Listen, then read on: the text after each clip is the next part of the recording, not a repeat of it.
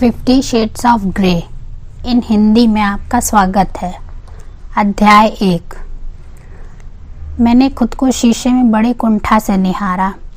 आग लगे मेरे बालों को, ये काबू में ही नहीं आ रहे। और भाड़ में जाए कैथरीन कैवेना, जो अचानक बीमार पड़ गई और मुझे मुसीबत में डाल दिया। कहाँ तो मुझे अगले हफ्ते होने वाले फाइनल पेपरों की तैयारी करनी चाहिए और कहाँ मैं अपने बालों को सुलझाकर संवारने के लिए पागल हुई जा रही हूँ। मुझे इन गीलों के बालों के साथ नहीं सोना चाहिए। मैंने इस बात को मंत्र की तरह रटते हुए एक बार फिर से ब्रश चलाया। फिर मैंने शीशे में हल्के पीले रंग की भूरे बालों वाली लड़की को देखा, जो अपने चेहरे से कहीं बड़ी नीली आंखों के साथ मुझे ही घूर रही थी। मैंने भी उसे देखकर आंखें गोल घुमाई और हार मान ली। बस यही चारा बचा था कि बालों को पोनीटेल में बांध लिया जाए ताकि वे कम से कम दिखने लायक तो हो जाएं। कैट यानी कैथरीन कैवेना मेरी रूममेट है और उसने भी फ्लू का शिकार होने के लिए आज ही का दिन चुना। इसी वजह से वह उस इंटरव्यू के लिए नहीं जा पा रही जिसकी तैयारी काफ़ी समय से चल रही थी। वह अपने स्टूडेंट न्यूज़पेपर के लिए किसी मेगा उद्योगपति टाइकून का इंटरव्यू लेना चाहती थी। वैसे मैंने आज तक उस इंसान के बारे में कुछ नहीं सुना था। आज मैं अपनी मर्जी से केट का यह काम करने जा रही थी। फाइनल पेपर सिर पर हैं, निबंध निपटाना था और आज दोपहर काम पर भी तो जाना था, पर नहीं, आज तो मुझे 165 मील की ड्राइविंग करके सियाटल जाना है ताकि ग्रे एंटरप्राइजेज होल्डिंग इंक के रहस्यमय CEO से मुलाकात हो सके।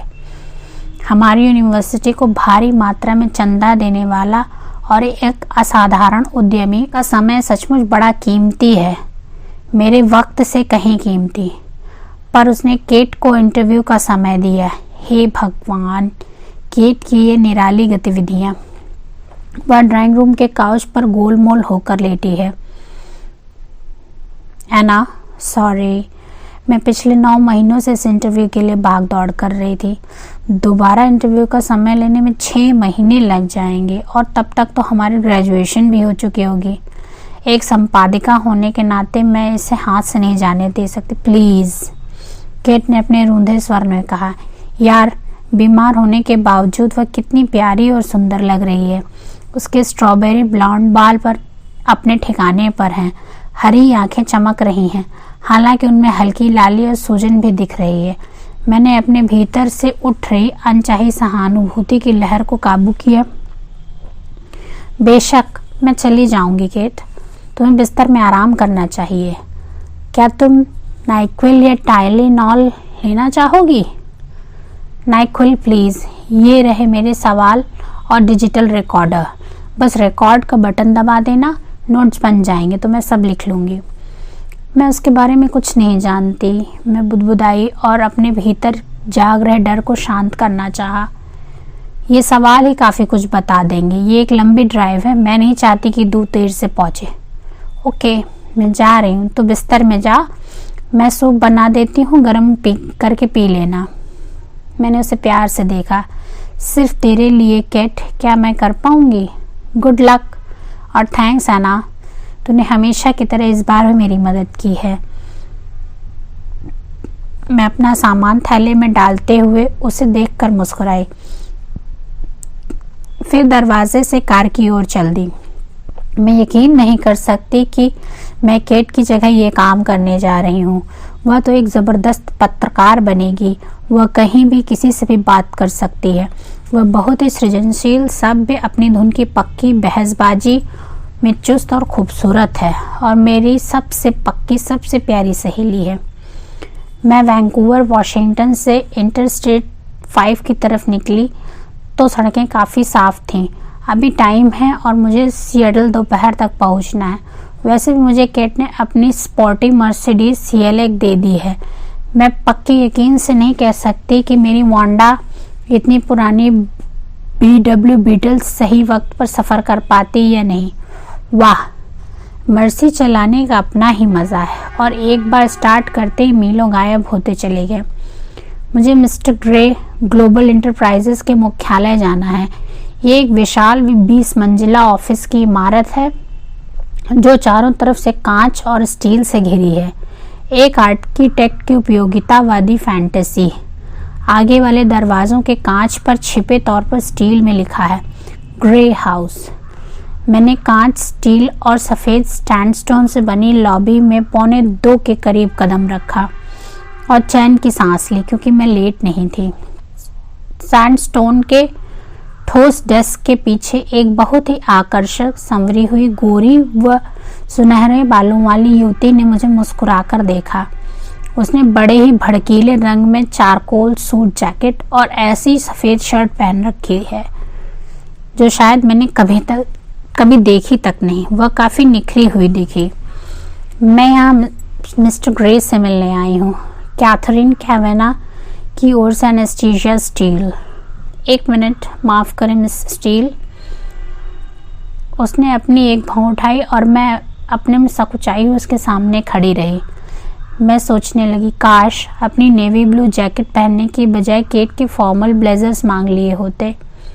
मैंने बड़ी तैयारी के साथ अपनी इकलौती स्कर्ट, घुटने तक आने वाले भूरे जूते और एक नीला स्वेटर पहना था। मेरे हिसाब से तो यही स्मार्ट था। मैंने अपने चेहरे पर झूलाई लट को पीछे करते हुए दिखावा किया, मानो मैं उससे बिल्कुल भी भयभीत नहीं थी। मिस कैवेना आने वाली थी। मिस स्टील, आप यहाँ साइन करें। आप दाईं और आखिरी लिफ्ट के पास जाएं और 20वीं मंजिल के लिए बटन दबा दें। वह मुझे देखकर दया भरी निगाहों से मुस्कुराई। बेशक मुझे साइन करते देख वह मन ही मन मजाक उड़ा रही थी। उसने मुझे एक पास दिया जिस पर विजिटर लिखा था। मैं अपनी मुस्कान रोक नहीं पाई। ये तो साफ ही था कि मैं वहाँ किसी से मिलने ही आई थी। मुझे देखकर ही लगता था कि मैं वहाँ के लिए फिट नहीं थी। कुछ भी तो नहीं बदलता। मैं मन ही मन आ भरी। मैं उसे धन्यवाद देकर लिफ्ट की ओर बढ़ी और 2 सिक्योरिटी वालों के पास से निकली जो अपने बढ़िया काले सूट में मुझसे कहीं अच्छे दिख रहे थे। लिफ्ट ने 20वीं मंजिल तक जाने में पूरी फुर्ती दिखाई। दरवाज़ा खुलते ही मैं एक और लॉबी में आ गई। फिर वही कांच, स्टील व सफ़ेद सैंडस्टोन। वहाँ भी डेस्क पर एक और ब्लॉन्ड युवती। वाओ! मैंने बैठकर बैग से सवाल निकाले और उन्हें पढ़ने लगी और साथ ही केट को भी कोसा, जिसने मुझे इस बंदे के बारे में कुछ भी जानकारी नहीं दी थी। मैं उसका इंटरव्यू लेने जा रही थी। उसके बारे में राय रत्ती भी नहीं जानती थी। हो सकता था कि वह 90 साल का हो या फिर 30 साल का। मेरे चारों तरफ घबराहट बढ़ रही थी। मैंने कभी इस तरह से आमने सामने वाले इंटरव्यू में खुद को सहज नहीं पाया। मुझे तो ग्रुप डिस्कशन पसंद आती है जहां मैं कोने में गोलमोल होकर बैठ सकती हूँ। वैसे मैं ईमानदारी से कहूँ तो मुझे अपनी ही सोहबत पसंद आती है। हाथ में कोई क्लासिक ब्रिटिश उपन्यास और कैंपस लाइब्रेरी का कोई एकांत कोना। इस तरह कांच और स्टील की विशाल इमारत से मेरा कोई लेन देन नहीं। मैंने खुद को देखकर आंख घुमाई। स्टील, अपने पर काबू कर। इतनी मॉडर्न और क्लिनिकल इमारत को देखकर तो यही अंदाजा लगाया जा सकता है कि ग्रे 40 के लपेटे में होगा। फिट, धूप से तपा हुआ और बाकी व्यक्तित्व से मेल खाती हर चीज। दाईं ओर के एक बड़े से दरवाजे से एक और बड़ी ही सभ्य और शिष्ट देख रहे ब्लॉन्ड ने प्रवेश किया। क्या बात है, यहाँ सारे ब्लॉन्ड लोग ही हैं। मैं एक गहरी सांस के साथ उठ खड़ी हुई। मिस स्टील, नई ब्लॉन्ड ने पुकारा। हाँ जी, मैंने गला खकार कर कहा। जी हाँ। इस बार कुछ सही आवाज़ निकली। मिस्टर ग्रे आपसे कुछ ही देर में मिलेंगे। मैं आपका जैकेट ले सकती हूँ? ओह प्लीज़। मैंने खुद को जैकेट से बाहर निकाला। क्या आपको चाय पीना पूछा गया? नहीं, कुछ नहीं चाहिए। ओह डियर, लगता है ब्लॉन्ड नंबर 1 की शामत आ गई। ब्लॉन्ड नंबर 2 ने त्योरियाँ चढ़ाई और डेस्क वाली युवती को आंखें दिखाई। आप क्या लेना चाहेंगी? चाय, कॉफ़ी या पानी वगैरह? उसने मुड़कर मुझसे पूछा। एक गिलास पानी, थैंक्स, मैं बुदबुदाई। ओलिविया, प्लीज़ मिस स्टील के लिए गिलास पानी ले आओ, उसने कड़े स्वर में कहा। वह उठी और बरामदे की ओर चल दी। सॉरी मिसेस स्टील, ये हमारी नई इंटर्न है। आप बैठिए, मिस्टर ग्रे को 5 मिनट और लगेंगे। ओलिविया एक गिलास ठंडे पानी के साथ लौटी। ये लीजिए मिसेस स्टील। धन्यवाद। ब्लॉन्ड नंबर 2 डेस्क की ओर परेड सी करती हुई बढ़ी। सैंडस्टोन के फर्श पर उसकी हील की टिक टॉक साफ सुनी जा सकती थी। वह बैठ गई और दोनों अपना काम करने लगी। शायद मिस्टर ग्रे यही चाहते हों कि उनका सारा स्टाफ ब्लॉन्ड हो। मैं यूं ही सोच रही थी कि क्या ये कानूनी तौर पर मान्य है, और तभी ऑफिस का दरवाज़ा खुलते ही मेरे सामने एक लंबा, शिष्ट कपड़ों में सुसज्जित, आकर्षक अफ्रीकी अमेरिकन आदमी बाहर निकला। बेशक मैंने यहाँ के लिहाज से गलत कपड़े पहने थे। वह मुड़ा और दरवाजे की तरफ देखकर बोला, ग्रे, इस हफ्ते गोल्फ? मैंने जवाब नहीं सुना। वह मुड़ा, मुझे देखा और मुस्कुराया। उसकी गहरी आंखों के कोने में चमक दिखाई दी। ओलिविया ने लगभग उछलते हुए लिफ्ट को बुलवाया। शायद वह बार बार सीट से उछलने के हुनर में परफेक्ट थी। वह तो मुझसे भी ज़्यादा घबराई हुई लग रही थी। गुड आफ्टरनून लेडीज़, उसने कहा और स्लाइडिंग दरवाजे से बाहर चला गया। मिस्टर ग्रे आपसे मिलेंगे। मिसेस स्टील, आप वहाँ से जाएं, ब्लॉन्ड नंबर 2 ने कहा। मैं कांपती टांगों के साथ खड़ी हुई घबराहट पर काबू पाने की कोशिश करने लगी। मैंने बैग समेटा, पानी का गिलास वहीं छोड़ा और हल्के खुले दरवाजे की ओर बढ़ी। आपको खटखटाने की ज़रूरत नहीं है, सीधे चली जाइए। वह बड़े ही दया भाव से मुस्कुराई। मैंने धकेल कर दरवाज़ा खोला और अपने ही पैरों में उलझकर ऑफिस में जा गिरी। हो गया कबाड़ा। मैं और मेरे 2 खुले पाँव। मैं मिस्टर ग्रे के ऑफिस के दरवाजे पर हाथों और घुटनों के बल हूँ और 2 सौम्य हाथ मुझे उठने के लिए सहारा दे रहे हैं। मैं तो शर्म के मारे ज़मीन में ही गड़ गई। लानत है मेरी बेअक्ली पर। मुझे हिम्मत करके नज़रें उठानी पड़ी। अरे ये तो कितना जवान है। मिस कैवाना। मैं उठ गई तो उसने लंबी लंबी उंगली वाला हाथ मेरी ओर करते हुए कहा, मैं क्रिस्टियन ग्रे हूँ। क्या आप ठीक हैं? क्या आप बैठना चाहेंगी? कितना जवान, आकर्षक, दिलकश। वह काफ़ी लंबा है। एक फाइन ग्रे सूट को सफ़ेद कमीज़ और काली टाई से पहना हुआ है। गहरे तांबाई रंग के बाल और गहरी भूरी आँखें जो मुझे ही देख रही हैं। मुझे अपनी खोई आवाज़ लौटाने में 1 मिनट लग गया। ओह सच्ची, अगर ये बंदा 30 से ऊपर का हुआ तो मैं अपना नाम बदल दूंगी। मैंने बेसुधी में उससे हाथ मिलाया। हमारी अंगुलियां आपस में मिली तो पूरे शरीर में एक सनसनी सी दौड़ गई।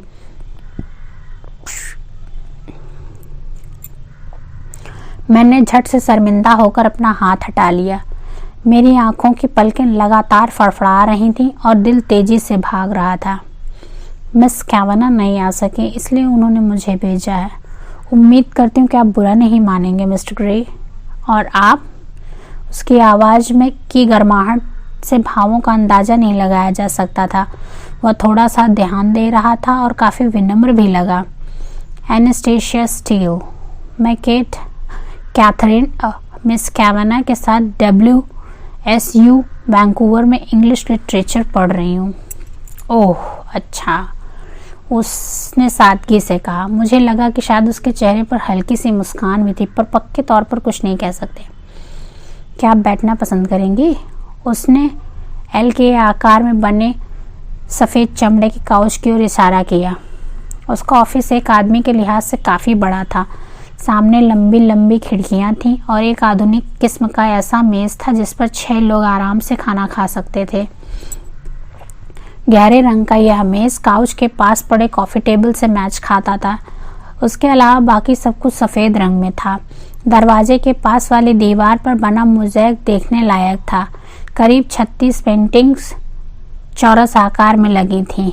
वे चित्र इस तरह रंगे गए थे कि दूर से देखने पर तस्वीरों जैसे दिखते थे। उन्हें एक साथ देखने का मज़ा ही कुछ और था। एक स्थानीय कलाकार टन ट्रॉटन, ग्रे ने मेरी नज़रों को मंडराते हुए कहा, ये तो बहुत सुंदर है। आम को भी खास बनाकर पेश किया है। मैं बुदबुदाई। और मेरा ध्यान उसकी ओर चला गया। उसने अपनी गर्दन एक ओर करते हुए मुझे देखा। मिसेस स्टील, मैं आपकी बात से सहमत नहीं हूँ। उसकी आवाज़ मुलायम थी और पता नहीं क्यों पर मैं शर्माने लगी। पेंटिंग्स के सिवाय बाकी ऑफिस ठंडा, साफ और क्लिनिकल सा दिखता था। मैं सोच रही थी कि क्या इस ऑफिस में उस इंसान का व्यक्तित्व झलकता था जो इस समय मेरे सामने वाली कुर्सी में धंसा बैठा था। मैंने अपना सिर हिलाया और बैग से केट के सवाल निकालने लगी। इसके बाद उसे डिजिटल रिकॉर्डर निकाला और अपनी पूरी बेहाली के साथ उसे 2 बार मेज पर गिरा बैठी। मिस्टर ग्रे ने कुछ नहीं कहा। वे इंतज़ार करते रहे और मैं शर्मिंदा होते हुए लजाती रही। जब मैंने उनकी तरफ ताकने की हिम्मत की तो मुझे ही देख रहे थे। एक हाथ आराम से गोद में था, दूसरा चिबुक पर टिका था। उनकी तर्जनी होठों पर थी। मुझे लगा कि वे अपनी मुस्कान दबाने की कोशिश में थे। सॉरी, मैं बका गई। मैं इन चीज़ों की आदी नहीं हूँ। आप तसल्ली से तैयारी करें मिसेस स्टील, वे बोले। अगर मैं आपका जवाब रिकॉर्डर में रिकॉर्ड कर लूँ तो आपको बुरा तो नहीं मानेंगे? अगर मैं आपके जवाब रिकॉर्ड कर लूँ तो आप बुरा तो नहीं मानेंगे? आप इतनी मुश्किल से टेप रिकॉर्डर सेट करने के बाद मुझसे यह बात पूछ रही हैं। मैं शर्मा गई। वह तो मुझे चिढ़ा रहा था। मैंने कम से कम यही मान लिया। मैंने पलकें झपकाई, हालांकि समझ नहीं आ रहा था कि क्या जवाब दूं, और शायद फिर उसे मुझ पर दया आ गई और उसने कहा, नहीं, मुझे बुरा नहीं लगेगा। क्या केट यानी मिस कैवेना ने आपको बता दिया कि इंटरव्यू किस लिए है? हाँ, इस साल मैं ही ग्रेजुएशन समारोह में डिग्रियां देने वाला हूँ, इसलिए इसे स्टूडेंट न्यूज़पेपर के ग्रेजुएशन संस्करण में डाला जाएगा। ओह, मेरे लिए तो यह खबर है। मैं कुछ पल के लिए इसी सोच में खो गई कि यह इंसान बमुश्किल मुझसे 5-6 साल बड़ा होगा। वह एक सफल इंसान होने के नाते मुझे डिग्री देने का हक रखता है। मैंने त्योरी चढ़ाई और खुद को काम करने के लिए कहा। गुड, मैंने घबराहट के साथ थूक निकला। मेरे पास कुछ सवाल हैं मिस्टर ग्रे। मैंने बालों की आगे आई लट को संवारा। मैंने सोचा कि तुम्हारे पास होने चाहिए। वह मेरी हंसी उड़ा रहा था। यह सोचते ही मेरे गाल जैसे जलने लगे। मैं सीधा बैठ गया और संभल कर रिकॉर्ड का बटन दबा दिया। अब मैं मोर्चे पर थे और खुद को उसी तरह पेश किया। आपने छोटी सी उम्र में इतना बड़ा एम्पायर खड़ा किया। आप अपनी सफलता का श्रेय किसे देना चाहते हैं? मैंने उसे ताका। बेशक मुस्कान दिखी पर चेहरे पर मायूसी भी थी। मिसेस स्टील, बिजनेस का संबंध सीधा लोगों से है और मुझे लोगों की बखूबी परख है। मुझे पता है कि उन्हें क्या पसंद है और क्या नापसंद है। वे क्या चाहते हैं, उनकी प्रेरणा क्या है, या उनसे काम कैसे लिया जा सकता है। मेरे पास एक असाधारण दल है और मैं उन्हें अच्छे पुरस्कार भी देता हूँ। वह रुका और मुझे अपनी भूरी आंखों से पल भर के लिए घूरा। किसी भी स्कीम में सफलता पाने का एक ही मंत्र है कि आपको उसके बारे में छोटी से छोटी और बड़ी से बड़ी बात की जानकारी होनी चाहिए। मैंने ये सब पाने के लिए कड़ी मेहनत की है। मैं तर्कों और तथ्यों के आधार पर फैसले लेता हूँ। मेरे पास एक कुदरतन शक्ति है जिसके बल पर मैं ठोस विचारों और लोगों को पहचान लेता हूँ। हो सकता है कि ये किस्मत का ही खेल हो। ये केट के लिस्ट में नहीं था, पर यह आदमी इतना अकड़ू है। उसकी आंखें पल भर के लिए तो जैसे हैरान रह गईं। मिस स्टील, मैं चांस या किस्मत में विश्वास नहीं रखता। मैं जितना परिश्रम करता हूँ, किस्मत उतना ही मेरे हक में हो जाती है। आपको अपने दल के लिए सही लोगों के चुनाव और उनकी ऊर्जाओं को सही दिशा में लगाने की कला आनी चाहिए। शायद हार्वे फायरस्टोन ने कहा था, लोगों की वृद्धि और विकास ही नेतृत्व के लिए आवश्यक है। आप तो एक नियंत्रित करने वाले सनकी जैसे लगते हैं। इससे पहले कि मैं खुद को रोक पाती, मुंह से शब्द निकल ही गए। ओह मिस स्टील, मैंने सब कुछ काबू में रखने का अभ्यास किया है। उसने चेहरे पर हाथ से लाए बिना कहा। मैंने ऊपर देखा और मेरी नज़र बंद कर रह गई। दिल की धड़कन तेज हो गई और पसीने छूटने लगे। वह मुझ पर ऐसा असर क्यों छोड़ रहा है? हो सकता है वह काफ़ी सुंदर है या फिर उसके देखने का अंदाज, या फिर निचले होंठों पर उंगली से टहोका देने की अदा। काश वह ऐसा ना करता। वैसे भी जब आप मान कर चलते हैं कि आप में नियंत्रण की क्षमता है तो अपने आप बल आ जाता है। क्या आपको लगता है कि आपके पास असीम बल है? मैंने पूछा। मिस स्टील, मैं 40,000 से अधिक लोगों को रोजगार देता हूँ। इससे मुझे एक तरह की जिम्मेवारी और ताकत का एहसास होता है। अगर मैं तय कर लेता हूँ कि मैं टेलीकम्युनिकेशंस के काम को बेच दूँ तो उसी समय 20,000 लोग अपने अगले महीने की किश्तें चुकाने के लिए सोच में पड़ जाते। मेरा मुंह खुला का खुला रह गया। मैं उसकी सपाट बयानबाजी से दंग थी। क्या आपको बोर्ड को जवाब न देना पड़ता है? मैंने भी हिम्मत नहीं हारी। मैं अपनी कंपनी का मालिक हूँ, मुझे किसी बोर्ड को जवाब नहीं देना होता। उसने मुझे तिरछी नज़र से देखा। बेशक अगर मैंने थोड़ी खोजबीन रखी होती तो ये बात मुझे पता होती, पर यह आदमी बड़ा घमंडी है। मैंने बात बदली। क्या काम के अलावा भी आपकी कोई रुचियां हैं? मिस स्टील, मेरी रुचियां कई तरह की हैं, बहुत अलग तरह की। पता नहीं क्यों ऐसा लगा कि उसकी आंखें किसी दुष्ट सोच के कारण चमक गई हैं। पर आप इतनी मेहनत करते हैं तो मन बहलाव के लिए क्या करते हैं? मन बहलाव? उसने सफ़ेद दांतों के साथ एक मुस्कान दी। मेरी सांस तो जैसे वहीं थम गई। वह सचमुच बहुत सुंदर है। किसी को भी इतना सुंदर नहीं होना चाहिए। वैसे मन बहलाव के लिए मैं कई तरह की शारीरिक गतिविधियों में हिस्सा लेता हूँ। हवाई जहाज उड़ाता हूँ। वह अपनी कुर्सी में करवट बदल कर बोला। मिस स्टील, मैं एक पैसे वाला आदमी हूँ और मेरे शौक भी काफ़ी खर्चीले हैं।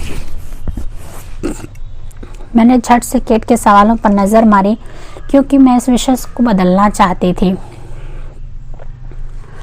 आपने निर्माण में प्रवेश किया है, कोई खास कारण? मैंने पूछा। वह मुझे इतना बेचैन क्यों बना रहा था? मुझे चीज़ें बनाना पसंद है और मुझे पता है कि वे कैसे काम करती हैं, कैसे उन्हें बनाया या बिगाड़ा जाता है। मुझे पानी के जहाज भी पसंद है। और क्या कहूँ, ऐसा लगता है कि आप तर्क और तथ्यों के बजाय दिल से सवालों के जवाब दे रहे हैं। उसने हैरानी से मुझे देखा। हो सकता है, हालांकि कई लोग ये भी कहते हैं कि मेरे पास दिल ही नहीं है। वे ऐसा क्यों कहेंगे? क्योंकि वे मुझे अच्छी तरह जानते हैं। उसने होठों से एक टेढ़ी से मुस्कान दी। क्या आपके दोस्तों के हिसाब से आपको जानना आसान है? मैं यह सवाल पूछते ही पछताने लगी क्योंकि ये तो केट की लिस्ट में भी नहीं था। मिस स्टील, मुझे अपनी प्राइवेसी पसंद है और मैं अक्सर इतनी आसानी से इंटरव्यू भी नहीं देता। मुझे अपनी गोपनीय बातें दूसरों के साथ बांटना पसंद नहीं है। तो आपने इसके लिए हामी क्यों दे दी? क्योंकि मैं यूनिवर्सिटी को चंदा देता हूँ और लाख चाहने पर भी मिस कैवाना से पीछा नहीं छुड़ा सका। वह लगातार मेरे पीआर वालों को कोचती रही और मुझे ऐसी लगन अच्छी लगती है। मैं जानती थी कि केट इन मामलों में कितनी अड़ियल थी। तभी तो आज मैं इस आदमी की घूरती निगाहों के बीच बैठे खुद को असहज पा रही थी, जबकि इस समय तो मुझे अपने पेपरों की तैयारी करनी चाहिए थी। आपने खेती बाड़ी की तकनीकों में भी पैसा लगाया है। आपने इस क्षेत्र में निवेश क्यों किया? हम पैसा नहीं खा सकते मिस स्टील। इस ग्रह पर बहुत से ऐसे लोग हैं जिन्हें 2 वक्त की रोटी भी पेट भर नहीं मिलती। ये तो बड़ी ही दरियादिली है। क्या सचमुच आप दुनिया के गरीब भूखों का पेट भरना चाहते हैं? उसने कंधे झटके। ये तो बिजनेस है, पर मुझे तो उसमें उसका कोई वित्तीय लाभ होता नहीं दिख रहा था। साफ था कि उसके आदर्शों में से एक था। क्या आपकी कोई फिलॉसफी है? अगर है तो क्या?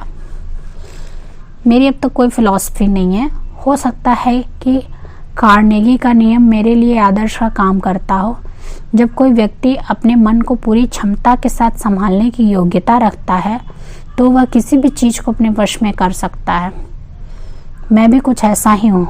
मुझे खुद पर और आसपास की चीज़ों पर नियंत्रण रखना पसंद है। क्या आप सभी चीज़ों को अपने वश में रखना चाहते हैं? हाँ, काफ़ी हद तक कह सकते हैं। ऐसा लगता है कि आप कोई उपभोक्ता बोल रहे हैं। हाँ, मैं वही हूँ। वह मुस्कुराया, पर उसकी मुस्कान होठों के कानों तक नहीं पहुंची। वह मुस्कुराया, पर उसकी मुस्कान होठों के कोनों तक नहीं पहुंची। कितनी हैरानी की बात है कि ये इंसान दुनिया के सारे भूखों को खाना खिलाने की बात करता है। मैं तो उसके रहस्यमय अंदाज में खोकर भूल ही गई कि हम बात किस विषय में कर रहे थे। मैंने थूक निगला। कमरे का तापमान बढ़ रहा है या फिर शायद मेरे साथ ही ऐसा हो रहा है। मैं चाहती हूँ कि बस अब ये इंटरव्यू खत्म हो जाए। बेशक केट के लिए काफ़ी सामग्री होगी। मैंने अगले सवाल पर नज़र मारी। क्या आपको गोद लिया गया था? आपको क्या लगता है कि इस बात का आपकी परवरिश पर कितना असर पड़ा? ओह, ये तो बड़ा ही व्यक्तिगत सवाल है। मैंने उसे घूरा और उम्मीद की उसे बुरा नहीं लगा होगा। उसकी भौहें सिकुड़ गईं। मेरे पास जानने का कोई तरीका नहीं है। जब आपको गोद लिया गया था तो आपकी क्या उम्र थी?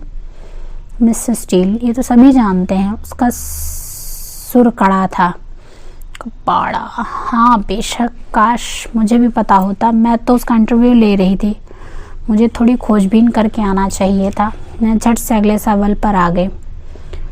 आपको अपने काम के लिए पारिवारिक जीवन का त्याग करना पड़ा होगा।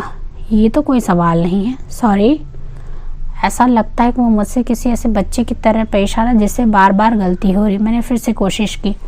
क्या आपको काम के लिए अपने पारिवारिक जीवन का बलिदान करना पड़ा? मेरा एक परिवार है। मेरा एक भाई, एक बहन और स्नेही माता पिता हैं। मैं अपने परिवार को उससे अधिक बढ़ाने में दिलचस्पी नहीं रखता। क्या आप समलैंगिक हैं मिस्टर ग्रे? उसने गहरी सांस ली। मैं अंदर ही अंदर सिकुड़ सी गई। हे भगवान, मैंने सवाल पूछने से पहले एक बार सोचा तक नहीं। मैं उसे कैसे यकीन दिला सकती हूँ कि ये मेरे मन की बात नहीं। मैं तो केट के लिखे सवाल पूछ रही हूँ। भाड़ में जाए केट और उसका कौतूहल। नहीं एनास्टेशिया, मैं नहीं हूँ। उसने अपनी एक भौं उठाई। आंखों में चमक थी पर वह खुश नहीं था। मैं माफ़ी चाहती हूँ, ये यहाँ लिखा था। उसने पहली बार मेरा नाम लिया। मेरे दिल की धड़कन तेज हो गई और गाल जलने लगे। मैंने घबराकर अपने बालों की लट संवारी। उसने अपना सिर एक ओर झटका। ये तुम्हारे अपने सवाल नहीं है? मेरे सिर में खून जैसे जम गया। नहीं केट, मिस कैवेना, उसने सवाल तैयार किए हैं। क्या आप दोनों उस अखबार के लिए काम करती हैं? अरे नहीं, मेरा इससे कोई क्या लेना देना। ये तो उसी के पछड़े हैं, मेरे नहीं। मेरा चेहरा सफ़ेद पड़ गया। नहीं, हम दोनों एक ही कमरे में रहते हैं। उसने अपनी चिबुक मले भूरी आंखों से मुझे देखने लगा। क्या आप अपनी मर्जी से इंटरव्यू के लिए आई हैं? उसने पूछा। ये क्या, यहाँ इंटरव्यू तो मैं लेने आई हूँ और सवाल ये पूछे जा रहा है। उसकी आंखें घूरने लगी तो मुझे जबरन सच कहना पड़ा। मुझे इसलिए भेजा गया क्योंकि वह बीमार थी। मेरी आवाज़ कमज़ोर थी और माफ़ी मांगने का लहजा झलक रहा था। अच्छा, तो अब समझ आया। तभी दरवाजे पर आहट हुई और ब्लॉन्ड नंबर 2 अंदर आई। मिस्टर ग्रे, सॉरी, पर आपकी अगली मीटिंग 2 मिनट में शुरू होने वाली है। आंद्रिया, अभी इंटरव्यू ख़त्म नहीं हुआ। तुम वह मीटिंग रद्द कर दो। आंद्रिया ने सकुचाहट के साथ घूरा। फिर उसका चेहरा गुलाबी। ओह, सिर्फ मुझ पर ही उसका ऐसा असर नहीं होता। तो हम कहाँ थे मिसेस स्टील? अच्छा, फिर से मिसेस स्टील बुलाने लगी। प्लीज़ मुझसे कुछ मत छिपाना। मैं सब कुछ जानना चाहता हूँ। उसकी आंखों में जिज्ञासा झलक रही थी। हो गया कबाड़ा, ये बातों को कहाँ से कहाँ ले जा रहा है। उसने कोहनी कुर्सी पर टिकाई और चेहरे पर उंगलियों से टहोके देने लगा। उसका चेहरा देखकर तो मुझे अपनी सुध ही भूल गई। हाय, ये कितना सुंदर है। मैंने थूक निगला। ज़्यादा जानने के लिए कुछ नहीं है। ग्रेजुएशन के बाद क्या करना चाहती हो? मैंने कंधे झटके। केट के साथ सियाटल आकर कोई काम खोजना है। वैसे मैंने अभी पेपरों से आगे कुछ सोचा ही नहीं। मिस्टर ग्रे, अभी कोई योजना नहीं बनाई, बस पहले पेपर देने हैं। मुझे तो लगा कि उसकी घूरती नज़रों के आगे बैठने से अच्छा होता है कि मैं अपने पेपरों की तैयारी शुरू कर लेती। हमारे यहाँ इंटर्नशिप के प्रोग्राम भी अच्छे होते हैं, उसने कहा। मैंने अपनी भौं हैरानी से उठाई। क्या वह मुझे अपने नौकरी देना चाह रहा था? ओह, मैं याद रखूँगी, मैं बुदबुदाई। वैसे पता नहीं कि मैं यहाँ के लिए फिट भी हूँ या नहीं। अरे ये क्या, मैं तो ज़ोर से बोल बैठी। आपने ऐसा क्यों कहा? उसने गर्दन एक और झटकर मुस्कुराते हुए पूछा। ये तो साफ ही है ना? मैं ब्लॉन्ड नहीं हूँ। मुझे तो समझ नहीं आया। उसकी आंखों में एक अजीब सा भाव आ गया और मेरे पेट की मांसपेशियाँ ऐंठने लगी। मैंने उसकी घूरती नज़रों से बचने के लिए मुंह घुमाया और अपनी उंगलियां मोड़ ली। ये हो क्या रहा है? मुझे अब जाना है। मैं रिकॉर्डर बंद करने के लिए आगे झुकी। क्या आप चाहेंगी कि मैं आपको आसपास सब दिखा दूं? उसने पूछा। नहीं, मुझे यकीन है मिस्टर ग्रे, आप भी व्यस्त होंगे और मुझे भी काफ़ी दूर जाना है। आप गाड़ी चलाकर वैंकूवर वापस जाएंगी? उसने हैरानी और उत्सुकता से कहा। उसने खिड़की से बाहर देखा। बारिश हो रही थी। आपको ध्यान से गाड़ी चलानी होगी। क्या आपको सारा मैटर मिल गया? हाँ सर, मैंने रिकॉर्डर को पैक करते हुए कहा। उसकी आंखें सिकुड़ी। मिस्टर ग्रे, इंटरव्यू के लिए थैंक्स। मुझे खुशी हुई, उसने अपने सधे स्वर में कहा। जैसे ही मैं उठी तो उसने अपना हाथ आगे कर दिया। मिसेस स्टील, अगली बार मिलने तक बाय। ऐसा लगा कि वह चुनौती या धमकी दे रहा है। खैर, मैं समझ नहीं पाई। हम भला फिर कब मिलेंगे? मैंने हाथ मिलाया तो पहले की तरह ही झंझनाहट महसूस की। बेशक मेरी घबराहट अभी नहीं गई थी। मिस्टर ग्रे, मैंने हौले से गर्दन हिलाई और वह किसी पेशेवर खिलाड़ी की दक्षता से दरवाज़ा खोलने बढ़ा। मिस स्टील, बस यही देख रहा था कि आपको दोबारा उठाने की नौबत ना आए। उसने मुझे छोटी सी मुस्कान दी। बेशक वह मेरी अनूठी ऑफिस एंट्री की बात कर रहा था। मैं शर्माई। Mister grey, thanks. मैं बरामदे की ओर चल दी और जब देखा कि वह पीछे ही आ रहा तो मैं हैरान रह गई। एंड्रिया और ओलिविया की हैरानी का भी अंत नहीं था। क्या आपका कोट था? उसने पूछा। एक जैकेट। ओलिविया लपक कर मेरी जैकेट ले आई। इससे पहले कि मैं उससे लेते ग्रे ने लपक लिए। उसने उसे उठाया और मैंने बड़ी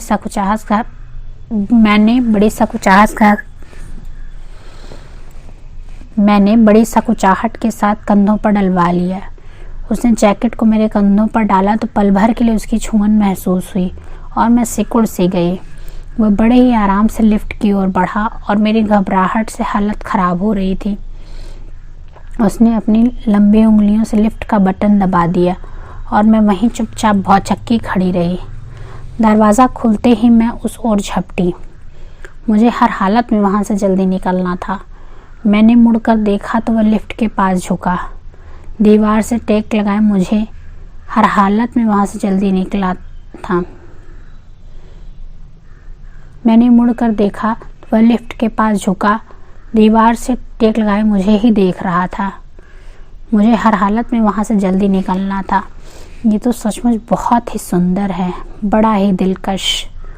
एनेस्टेशिया, उसने अलविदा देते हुए कहा। क्रिश्चियन, मैंने भी जवाब दिया। शुक्र है कि दरवाजे को रहम आ गया और वह बंद हो गया।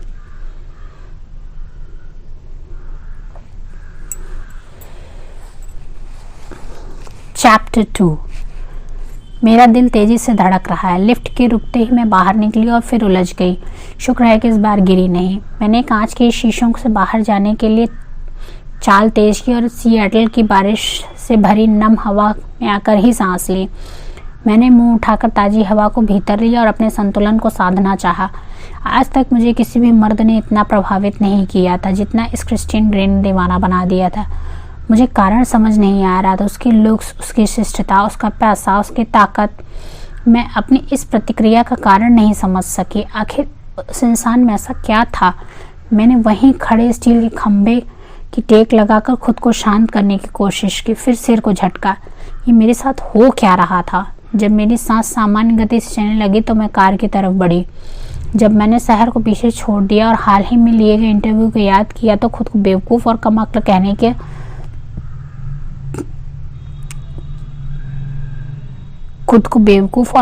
कहने को जी चाहने लगा। बेशक मैं काल्पनिक बातों पर कुछ ज़्यादा ही प्रक्रिया दे रही थी। माना वह बड़ा ही दिलकश, आत्मविश्वासी, सहज और अपने ऊपर पूरा काबू रखने वालों में से है, पर देखा जाए तो घमंडी भी कम नहीं है और काफ़ी हद तक आप उसे ठंडा और तानाशाह किस्म का भी कह सकते हैं। अचानक न चाहने पर भी मेरी रीढ़ की हड्डी में सनसनाहट सी फैल गई। मानो वह घमंडी है, पर उसे ऐसा होने का पूरा हक है। उसने छोटी सी उम्र में कितना कुछ पा लिया है। वह खुशी से मूर्खों को नहीं बर्दाश्त करता और उसे करना भी क्यों चाहिए। मुझे फिर से केट पर झुंझलाहट हुई कि उसने ग्रे का बायोडाटा क्यों नहीं लिया था। इंटरस्टेट 5 की ओर जाते समय मेरा दिमाग लगातार भटकता ही रहा। मैं इस उलझन में थी कि आखिर कोई इतना सफल कैसे बन जाता है। उसके कुछ जवाब तो इतने रहस्यमयी थे मानो वह किसी छिपे एजेंडा पर बात कर रहा हो।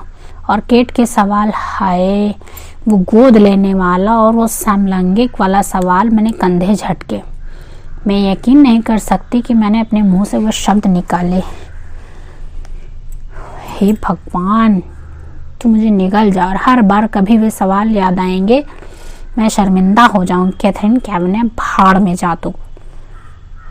मैंने स्पीडोमीटर देखा। मैं आम दिनों के मुकाबले कुछ ज़्यादा ही संभल कर गाड़ी चला रही थी। बेशक उन घूरती आंखों और संभल कर गाड़ी चलाने के दी गई चेतावनी का ही असर था। मैंने सिर हिलाया और एहसास हुआ कि ग्रे अपनी उम्र के लिहाज से काफ़ी करीब दुगना लगता है। मैंने सिर हिलाया और एहसास हुआ कि ग्रे अपनी उम्र के लिहाज से करीब दुगना लगता है। छोड़ नैना, मैंने खुद को फटकारा।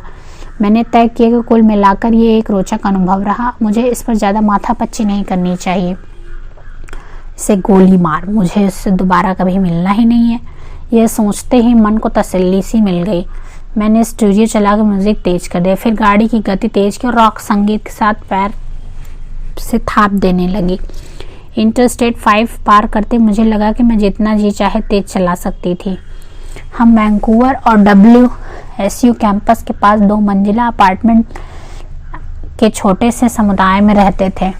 मैं किस्मत वाली हूँ कि केट के माता पिता ने उसके लिए यह जगह खरीद दी है और मैं नाम मात्र का किराया देकर उसके साथ रहती हूँ। हम 4 साल से यहाँ हैं। जैसे ही बाहर रुकी तो याद आया केट को तो एक एक पल का ब्यौरा देना होगा। वह इस मामले में बड़ी अड़ियल है। खैर, उसके पास डिजिटल रिकॉर्डर तो है ही। उम्मीद है कि मैं उसे ज़्यादा तो नहीं बता पाऊंगी। आना, तुम आ गई। केट हमारे लिविंग एरिया किताबों से घिरी बैठी है। ये तो साफ दिख रहा है कि वह अपने पेपरों की तैयारी कर रही थी। वह अब भी अपनी गुलाबी फेलालाइन के पैजामे में है जिस पर छोटे छोटे खरगोश बने हुए हैं। इसे वह अपने पुरुष दोस्तों से रूठने पर, मूड खराब होने पर या अकेलापन चाहने की इच्छा होने पर पहनती है। उसने मुझे कस कर गले से लगाया। मैं तो चिंता कर रही थी, तुझे जल्दी आ जाना चाहिए था। ओह, मैंने सोचा कि तुझे लंबे इंटरव्यू की ज़्यादा खुशी होगी। मैंने उसकी तरफ डिजिटल बढ़ा दिया। एना, इस काम के लिए बहुत बहुत थैंक्स। मैं तेरी एहसानमंद हूँ। तो मुझे पता है कि वह कैसा बंदा है। वैसे तुझे कैसा लगा? देखो जी, केट की पूछताछ शुरू हो गई। मैंने जवाब देने की कोशिश की। मैं क्या कह सकती हूँ? मुझे खुशी है कि आज का काम ख़त्म हो गया और मुझे उससे दोबारा नहीं मिलना होगा। पता है, उसे देखकर ही डर लग रहा था। मैंने कंधे झटके। वैसे काफ़ी फोकस वाला जवान पट्टा है, काफ़ी जवान। कैट ने मुझे मासूमियत से देखा और मैंने त्योरी चढ़ा दी। ज़्यादा भोली मत बन। तूने मुझे उसके बारे में पहले से कुछ क्यों नहीं बताया? वहाँ मेरी बेइज्जती हो रही थी क्योंकि मैं उससे ऐसे सवाल पूछ रही जो मुझे उसके बारे में पहले से पता होने चाहिए थे। केट ने अपना एक हाथ मुंह पे रखा। Oh God Anna, I am sorry. मैंने तो इस बारे में सोचा ही नहीं। मैंने सांस छोड़ी। वैसे तो वह काफ़ी सभ्य, शिष्ट, औपचारिक और हल्का सा भारी लगा, यानी अपनी उम्र से थोड़ा ज़्यादा। वह किसी ऐसे से नहीं बोलता जैसे उसकी उम्र के लोगों को बोलना चाहिए। वह ऐसे बात नहीं करता जैसे उसके उम्र के लोगों को बोलना चाहिए। वैसे वह कितने साल का है? 27। एना, सच्ची सॉरी यार, मुझे उसके बारे में बेसिक बातें बता कर भेजना चाहिए था, पर मैं इतना घबराई हुई थी कि क्या कहूँ। मुझे रिकॉर्डर दे, मैं सब कुछ नोट कर लेती हूँ। हाँ, तुम पहले से ठीक दिख रही हो। क्या सूप पिया? मैंने बात बदलने के लिहाज से कहा। हाँ, हमेशा की तरह स्वादिष्ट बना था और मैं पहले से बेहतर महसूस कर रही हूँ। उसने बड़े ही लगाव से देखा। मैंने घड़ी पर नज़र मारी। मुझे निकलना होगा। अभी क्लेटन की शेड में जा सकती हूँ। है ना, तुम थक गई हो? नहीं, ठीक हो, बाद में मिलते हैं। मैं तभी से क्लेटन में काम करती आ रही हूँ जब से मैं WSU आई थी। ये पोर्टलैंड का सबसे बड़ा स्वतंत्र हार्डवेयर स्टोर है और पिछले 4 साल से यहाँ काम करने के कारण मुझे तकरीबन सभी चीज़ों की जानकारी हो गई है। मुझे खुशी है कि अभी काम के लिए समय था और मैं काम के दौरान ग्रे के बारे में भी सोच सकती थी। हम काफ़ी व्यस्त हैं, गर्मियों की शुरुआत है और लोग घरों को नए सिरे से सजा रहे हैं। मिसेस क्लेटन को मुझे देखते ही राहत मिल गई। एना, मुझे लगा तुम आज आ ही नहीं पाओगी। मेरी मुलाकात जल्दी ख़त्म हो गई, इसलिए मैंने सोचा कुछ घंटे काम के में लगाए जा सकते हैं। मुझे तुम्हें देखकर बहुत खुशी हुई। उन्होंने मुझे स्टोर में भेज दिया ताकि शेल्फों को सामान से भरा जा सके और मैं काम में मगन हो गई। जब मैं रात को घर पहुंची तो कैथरीन कानों पर हेडफोन लगाए लैपटॉप पर काम कर रही थी। उसकी नाक अब भी लाल है, पर वह इस समय अपनी धुन में स्टोरी टाइप कर रही है। मैं आज सारे दिन की भागदौड़, ड्राइविंग, इंटरव्यू, आज के काम के कारण बहुत बुरी तरह से थक गई हूँ। वहीं काउच पर पसर कर अपने उस निबंध और उस पढ़ाई के बारे में सोचने लगी जिसे आज ही पूरा करना था और उससे मिलने के कारण नहीं कर सकी। है ना, काफ़ी अच्छा मसाला ले आई हो। मुझे तो यकीन ही नहीं आता कि तुमने उसकी पेशकश ठुकरा दी। वह तुम्हें आसपास सब दिखाना चाह रहा था, बेशक वह तुम्हारे साथ कुछ और समय बिताना चाह रहा था। उसने मुझे सवालिया निगाहों से देखा। मैं लजा गई और दिल की धड़कन बेकाबू हो गई। वैसे वह तो मुझे सब कुछ इसलिए दिखाना चाह रहा हो ताकि वह अपनी रईसी का रौब गांठ सके। मुझे एहसास हुआ कि इस दौरान मैं अपना होंठ काट रही थी। उम्मीद करती हूँ केट ने ध्यान नहीं दिया होगा क्योंकि वह अपने काम में खोई थी। मैंने सुना कि तुम्हारा फॉर्मल से क्या मतलब है? क्या तुमने नोट्स लिए? उसने पूछा। नहीं, वे तो नहीं लिए। ठीक है, मैं इस सामग्री से भी अच्छा लेख बना सकती हूँ। कितनी शर्म की बात है कि हमारे पास उसकी कुछ मूल फोटो नहीं। साला दिखता कितना सुंदर है ना? हाँ, लगता तो है। मैंने खुद को इस बात से बेलाग दिखाने की पूरी कोशिश की। ओह कम ऑन है ना, यहाँ तक कि तुम भी उसकी नज़रों के जादू से बच नहीं सकी होगी। उसने एक भौं नचाई। हो गया कबाड़ा। मेरे गाल सुनते ही दहकने लगे और मैंने चापलूसी के जरिए उसका ध्यान बटाने की कोशिश की। वैसे तू जाती तो ज़्यादा जानकारी ले आती। एना, मुझे तो इस बारे में शक है। देखो तो, उसने तो तुझे जॉब का भी ऑफर दे दिया। चाहे तूने आखिरी मिनट में काम संभाला, पर सब कुछ कितने अच्छे से हो गया। उसने मुझे शक की निगाहों से घूरा और उस नज़र से बचने के लिए मैं सैंडविच की तैयारी करने रसोई में चली गई। तो तू उसके बारे में क्या सोचती है? हे भगवान, अभी उसका कौतूहल शांत नहीं हुआ था। वो इस बात को छोड़ क्यों नहीं देती? मुझे ही कुछ सोचना होगा। वह काफ़ी सख्त, रूखे और डरावने सनकी जैसा था, फिर भी काफ़ी आकर्षक कह सकते हैं। मैं समझ सकती हूँ कि उसका आकर्षण कितना ज़बरदस्त था।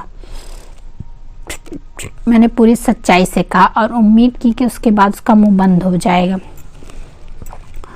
तू एक मर्द से आकर्षित हुई? ऐसा तो पहली बार हुआ है, वह बोली। मैंने उसकी तरफ मुंह ही नहीं घुमाया। तू ये क्यों जानना चाहती थी कि वह समलैंगिक है या नहीं? ये सवाल काफ़ी शर्मिंदा भरा रहा।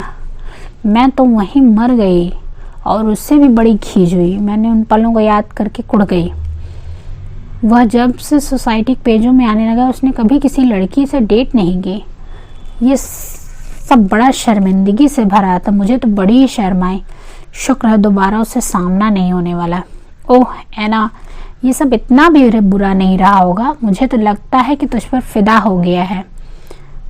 मुझ पर फिदा? लगता है कि केट मजाक के मूड में है। क्या तुम सैंडविच लेना चाहोगी? हाँ प्लीज़। उस शाम हमने ग्रेग के बारे में और कोई बात नहीं की। खाने के बाद मैं डाइनिंग टेबल पर ही केट के पास जा बैठी। वह अपने लेख पर काम कर रही थी और मैंने टेस्ट ऑफ द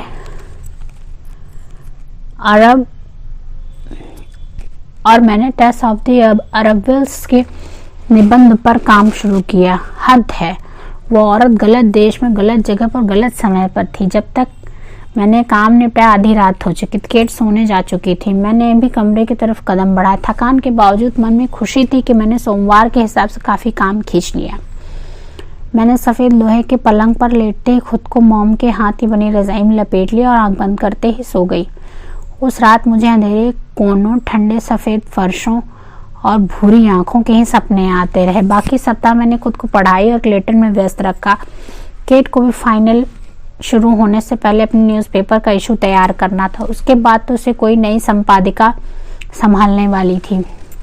बुधवार तक वह काफ़ी ठीक थी और अब मुझे उसका खरगोशों वाला पैजामा भी देखने की आवश्यकता नहीं थी। मैंने मॉम से बात करने के लिए जॉर्जिया फ़ोन लगाया ताकि वह मुझे फाइनल पेपरों के लिए शुभकामनाएं दे सकें। उन्होंने मुझे बताया कि वे आजकल मोमबत्ती बनाना सीख रही हैं। मेरी मॉम को नए नए तरह के काम शुरू करने का बड़ा शौक है। जैसे ही एक काम से मन हटता दूसरा शुरू कर देती, फिर तीसरे काम की ओर चल देती। अगले सप्ताह कुछ और ही सुनने को मिलेगा। उनके लिए मुझे चिंता होती है। उम्मीद करती हूँ कि उन्होंने इस धंधे के लिए घर को रेहन रख दिया हो। बेशक उनका नया पर काफ़ी बड़ी उम्र का पति बॉब भी उन पर नज़र रख रहा हो, क्योंकि मैं वहाँ आजकल नहीं हूँ। यह नंबर 3 से तो बेहतर ही लगता है। एना, सब कैसा चल रहा है? मैं एक पल के लिए सकुचाई और फिर पूरा ध्यान मॉम की बात में लगा दिया। मैं ठीक हूँ मॉम। एना, क्या तुम किसी से मिली हो? वाह, उन्हें कैसे पता चला? उनकी आवाज़ की उमंग छिपाए नहीं छिप रही थी। नहीं मॉम, ऐसी कोई बात नहीं है। अगर ऐसा कुछ हुआ तो सबसे पहले आपको ही बताऊंगी। एना हनी, तुम्हें घर से बाहर घूमना फिरना चाहिए, लोगों से मिलना चाहिए। तुम्हारे लिए मुझे बहुत चिंता रहती है। मॉम, मैं ठीक हूँ। बॉब कैसे हैं? ध्यान भटकाने की नीति फिर काम आ गई। उस शाम मैंने मॉम के पति नंबर 2 और अपने सौतेले पिता रे को फ़ोन किया। उन्हें मैं अपना पिता मानती हूँ। उनसे ही मुझे अपना नाम भी मिला। हमारे बीच छोटी सी बात हुई। बात क्या होनी थी? मैं बोलती रहे, वे हाँ हूँ करते रहे। वे ज़्यादा बात करना पसंद नहीं करते। वे अब भी जिंदा हैं और मज़े से टीवी पर कोई खेल देखते हैं या कोई फर्नीचर बनाते हैं। वे एक हुनरमंद बढ़ई हैं और यही वजह है कि मुझे उनके सारे औजारों के बारे में जानकारी है। शुक्रवार रात मैं और केट आपस में बहस कर रहे थे कि शाम को क्या किया जाए। हम काम, पढ़ाई और न्यूज़पेपर से अपना ध्यान कुछ समय के लिए हटाना चाहते। तभी दरवाजे की घंटी बजी। हमारे दरवाजे पर मेरा अच्छा दोस्त जोश हाथ में शैंपेन की बोतल लिए खड़ा था। जोश, तुम्हें देखकर बहुत अच्छा लगा। मैंने उसे हल्के से गले लगा और अंदर आने को कहा। जब मैं यहाँ आई थी तो वो मुझे मिलने वाला पहला इंसान था और मेरी तरह अकेला और खोया खोया दिखता था। हम दोनों ने ही एक दूसरे को पहचान लिया और तभी से अच्छे दोस्त हैं। न केवल हमारी खूब पड़ती बल्कि बाद में यह भी पता चला कि जोश सीनियर और रे दोनों एक ही आर्मी यूनिट में काम करते थे। नतीजतन हम दोनों के पिता भी अच्छे दोस्त हैं। जोश इंजीनियरिंग पढ़ रहा है और अपने परिवार का पहला सदस्य था जो कॉलेज तक आया है। काफ़ी होशियार है, पर उसे फोटोग्राफी का जुनून है। उसे बहुत अच्छी तस्वीरें लेने आता है। मेरे पास एक खबर है। उसकी आंखें खुशी से दमक रही। ये मत कहना कि तुझे इस हफ्ते क्लास से बाहर नहीं निकाला गया। मैंने उसे चिढ़ाया। उसने मुझे शरारती निगाहों से देखा। पोर्टलैंड प्लेस गैलरी अगले महीने मेरी तस्वीरों की प्रदर्शनी लगाने जा रही है। वाह, मज़ा आ गया। बधाई हो, बधाई। मैंने खुशी के मारे उसे गले लगा लिए। कैट भी उसे देखकर मुस्कुराई। वाह जोश, मुझे भी इसे पेपर में डालना चाहिए। कुछ ऐसा नहीं होगा जिसे आखिर बदलाव लाकर डाला जा सके। चलो जश्न मनाते हैं। मैं चाहता हूँ तुम उद्घाटन में आओ। उसने मुझे देखकर कहा। फिर अपनी गलती का एहसास होते ही बोला, मतलब तुम दोनों आना। हम दोनों अच्छे दोस्त हैं, पर मैं मन ही मन जानती हूँ कि वह इससे ज़्यादा कुछ बनना चाहता है। वह मज़ेदार और प्यारा है, पर वह मेरे लिए नहीं बना। वह तो मेरे लिए भाई जैसा है जो मुझे कभी नहीं मिला। कैथरीन अक्सर मुझे चिढ़ाती कि मेरे पास कोई बॉयफ्रेंड ही नहीं है, पर सच कहूँ तो आज तो कोई ऐसा मिला ही नहीं जिसे देखकर घुटने कांपने लगे, कलेजा मुंह को आ जा, पेट में खलबली सी होने लगे। कभी कभी सोचती हूँ कि मुझ में ही तो कोई कमी नहीं है। शायद मैं अपने साहित्यिक रोमानी नायकों की संगति में कुछ ज़्यादा ही वक्त बिताती हूँ, जिसकी वजह से मेरे आदर्श और उम्मीदें बहुत ऊंचे हो गए हैं। हकीकत मुझे कोई ऐसा मिलता ही नहीं। अभी हाल ही तक मेरे अंदर से किसी ने पुकारा नहीं, मैंने विचारों को परे झटक दिया। मैं वहाँ नहीं जाने वाली। उस दर्दनाक इंटरव्यू के बाद तो कभी नहीं। मिस्टर ग्रे, क्या आप समझाएंगे क्या? यह याद आते ही मैं चिहुक जाती हूँ। मैं जानती हूँ उस दिन के बाद से उसे अक्सर रात को सपने में देखती हूँ, पर यकीनन ये सब जल्द ही मेरे दिमाग से निकल जाएगा। मैंने जोश को शैम्पेन की बोतल खोलते देखा। वह काफ़ी लंबा है, अपनी टी शर्ट और जीन्स में गठे शरीर, काले बालों और जलती हुई काली आंखों के साथ और भी कमाल दिखता है।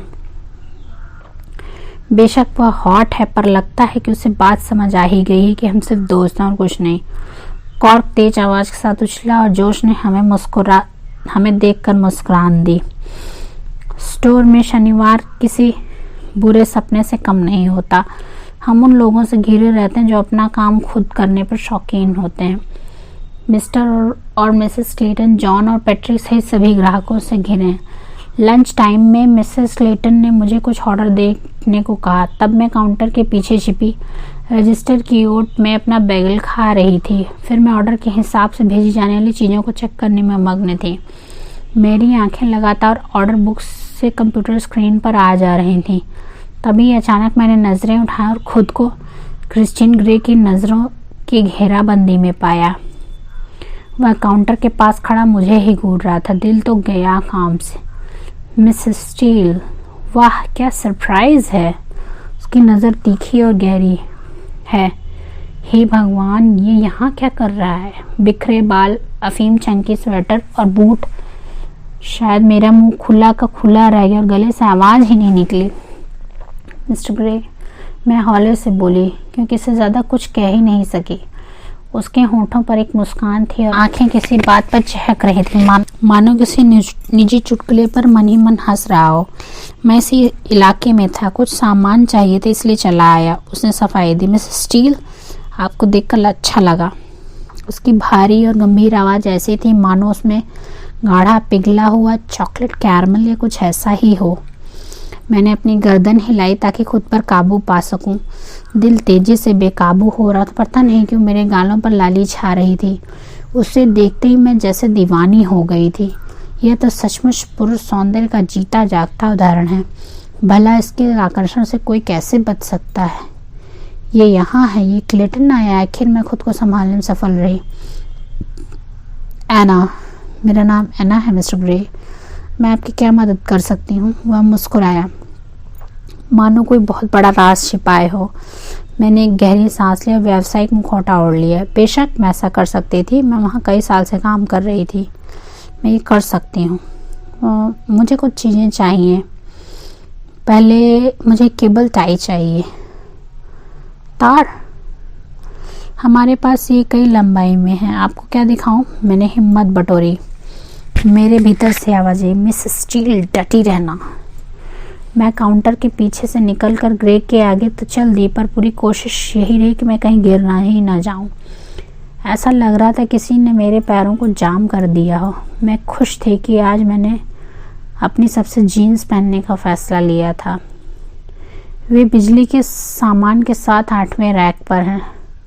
इस बार मैंने कुछ जोश से कहा, फिर उसे देखते ही पछतावा, यार ये तो गजब का इंसान है।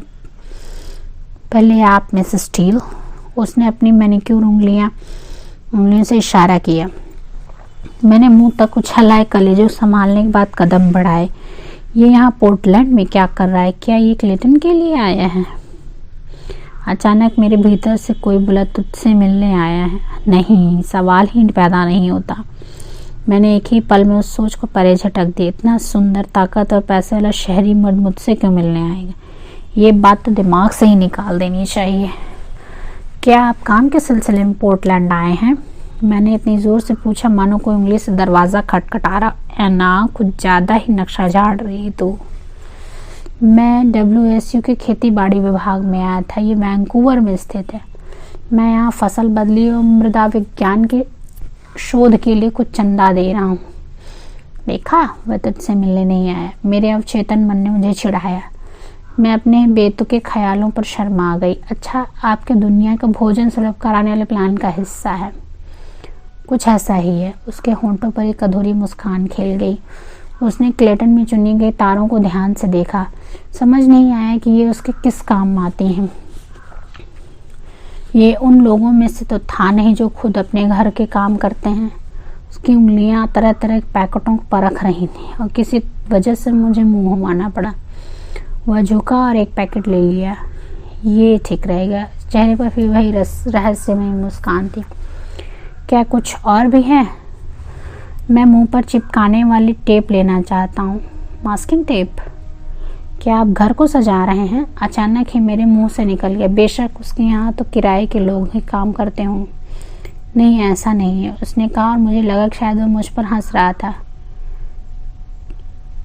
क्या मैं मजाकिया दिखती हूँ या मैं जोकर हूँ? यहाँ वह इस तरफ रखी है।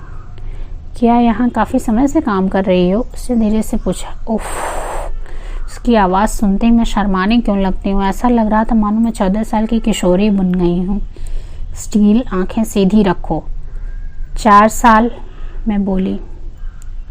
मैं खुद ही आगे बढ़ी और वहाँ से 2 तरह की टेपें उठा ली। मैं ये वाली लेता हूँ। उसने मेरे हाथ पकड़ी हुई चौड़ी टेप लेनी चाहिए। इस दौरान हमारी उंगलियां आपस में टकरा गईं। ऐसा लगा मानो मैंने किसी नंगी तार को छू लिया हो। किसी तरह खुद को संभाला। कुछ और? मेरी आवाज़ काफ़ी भारी निकली। उसने आंखें चौड़ी करते हुए मुझे देखा। शायद थोड़ी रस्सी, उसने मेरे ही सुर में कहा। यहाँ। मैं उसे दूसरी ओर ले गई। आप कैसी रस्सी लेना चाहते हैं? फिलामेंट रस्सी, ट्वाइन या केबल कॉर्ड? मैंने अपनी बात बीच में ही छोड़ दी। वह कैसी निगाहों से ताक रहा था। मैं 5 मीटर नेचुरल फिलामेंट रस्सी लेना लूँगा। मैंने कांपते हाथों रस्सी मापी और वह इस दौरान मुझे देखता ही रहा। मेरी तो उसकी ओर देखने की हिम्मत ही नहीं हुई। मैं अपनी जीन्स की जेब से स्टेनलेस चाकू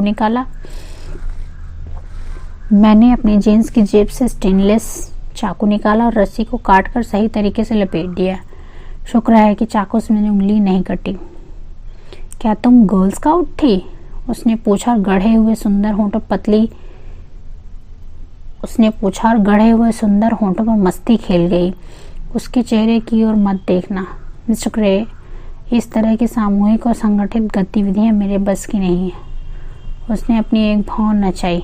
तो अब क्या करती हैं एनेस्थीसिया? उसने मुलायम स्वर में पूछा और साथ ही उसकी रहस्य भरी मुस्कान भी लौट आई। मैंने उसे घूरा पर अपनी बात समझाने में असफल रही। है ना, अपने पर काबू पा। मेरे अंदर से कोई बार बार विनती कर रहा था। किताबें, मैं खौले से बोली, पर अंदर ही अंदर कोई चिल्ला रहा था। मैं तुम पर मरती हूँ। मैंने झट से इस सोच को पछाड़ दिया। भला ये कभी हो सकता था? कैसे किताबें? उसने अपना सिर एक और झटकाई। ये इतनी दिलचस्पी क्यों ले रहा? ओह, वही आम क्लासिक ब्रिटिश साहित्य, खास तौर पर। उसने अपनी लंबी तर्जनी से अपनी चिबुक मली और मेरे जवाब के बारे में सोचने लगा, या फिर शायद वह अपनी बोरियत छिपाना चाह रहा था। आपको कुछ और चाहिए? मैंने बात बदलनी चाहिए। आप और क्या सलाह देंगी? भला मैं क्या सलाह दे सकती थी? मैं क्या सलाह दूँ? मुझे तो पता भी नहीं कि आप क्या काम कर रहे हैं। आप खुद कुछ करने जा रहे हैं? उसने दुष्टता से आंखें नचाते हुए हामी भरी। मैं शर्मा गई और अपनी आंखें उसकी जीन्स पर टिका दी। कोवरऑल्स?